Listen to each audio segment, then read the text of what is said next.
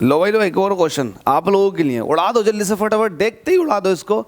आपसे कह रहा है if the polynomial 2x³ + 3x² minus का a एंड ax³ माइनस के 5x + 2 leave the same remainder when each is divided by x - 2, find the value of a। आपसे a की value पूछ रहा, आपसे कह रहा है कि इन दोनों पोलिनोमियल को आपने x - 2 से डिवाइड ही किया, रिमाइंडर सेम आएगा, तो रिमाइंडर सेम आएगा तो a की वैल्यू बताओ। तो एक काम करो, आपको पता है कि कोई भी पोलिनोमियल हो उसको हम किसी से डिवाइड करते हैं, अगर पूरा पूरा कट जाए, पूरा पूरा कटने का मतलब ये है कि रिमाइंडर 0 आ जाए, तो आप ये कहते हो कि वो जो फैक्टर है वो इसका भी फैक्टर है और फिर वो इसका भी फैक्टर होगा। मतलब जिससे आपने डिवाइड किया, अगर उसने रिमाइंडर लास्ट में 0 छोड़ दिया तो वो जो डिवाइड करने वाला है ना वो फैक्टर कहलाता। लेकिन डिवाइड करने वाला अगर कुछ रिमाइंडर छोड़ता है तो वो फिर वो फैक्टर नहीं होता है, वो प्रॉपर फैक्टर नहीं है। तो यहाँ पर x - 2 से जब इसको डिवाइड किया, x - 2 से इसको डिवाइड किया तो रिमाइंडर कुछ बचा। अब आपसे कह रहा है कि वो रिमाइंडर आपस में इक्वल है, तो यार कॉमन सेंस की बात है कि आप इसे भी इससे डिवाइड करोगे और इसको भी इससे डिवाइड करोगे और रिमाइंडर देखोगे कितने आ रहे हैं, उन दोनों के इक्वल रख दो और आंसर पालोगे।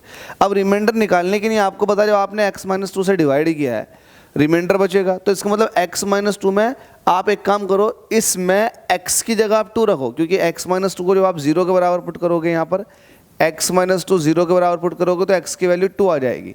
मतलब कहीं ना कहीं आप ऐसा मान रहे हो कि x = 2 जो है वो इसके रूट्स तो है नहीं, लेकिन फिर भी रूट बनाने की कोशिश करो। आपने इसको रूट बनाने की कोशिश की तो जब आप x = 2 रखोगे तो कुछ वैल्यू निकल कर आएगी, वही रिमाइंडर होगा।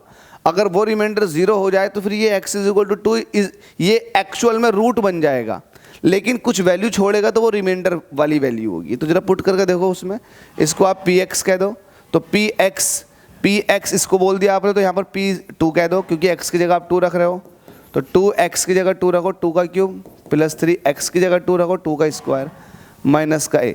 देख लो कितना हो जाएगा, 2 दूनी 4 दूनी 8 दूनी 16 ये हो गए, 2 दूनी 4 3 12 ये हो जाएंगे, माइनस का a कितना हो जाएगा, 16 और 12 कितने होते हैं 28 माइनस का a।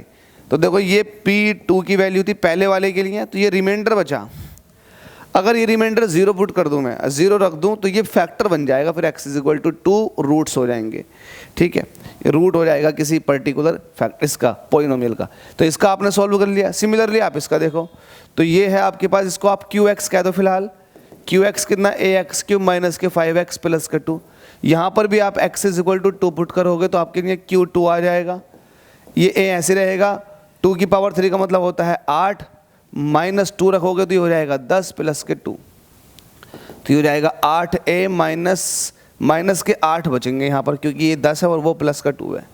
तो ये रिमाइंडर है, ये 0 नहीं है, ये रिमाइंडर है। तो जाहिर सी बात है जब ये रिमाइंडर बच रहा है तो ये x - 2 जो है ये प्रॉपर फैक्टर नहीं है, लेकिन फिर भी आपने एज अ फैक्टर बना करके मान करके इसको सॉल्व किया। अब आपसे कह रखा है ये दोनों रिमाइंडर जो है ना ये आपस में इक्वल है, सेम रिमाइंडर है ना, डिवाइड करने पर सेम रिमाइंडर आ रहा है, तो सेम रिमाइंडर तो फिर ये हुआ। तो अकॉर्डिंग टू क्वेश्चन आप ऐसा सॉल्व नहीं करोगे, कॉम्पिटिशन बैठोगे डायरेक्ट रखोगे कि ये दोनों आपस में इक्वल होंगे। 28 माइनस का ये किसके इक्वल होगा, 8a माइनस 8 के। जरा अब आप इसको सॉल्व करो, ये माइनस का a उधर जाएगा प्लस का हो जाएगा 28। अब देखो माइनस का 8 इधर आएगा प्लस का हो जाएगा, तो 28 और 8 कितने होते हैं 36, और ये हो जाएगा उधर जाकर 9a, तो 9 से काटोगे 9 चौक 36, तो a की वैल्यू आ जाएगी 4। तो आप इस तरह से सॉल्व कर सकते हैं, a = 4, तो ऑप्शन डी हो जाएगा करेक्ट। आपको 1-2 मिनट लग सकते हैं एग्जामिनेशन हॉल में इसको सॉल्व करने के लिए। चलो अगले क्वेश्चन में मुलाकात करता हूँ।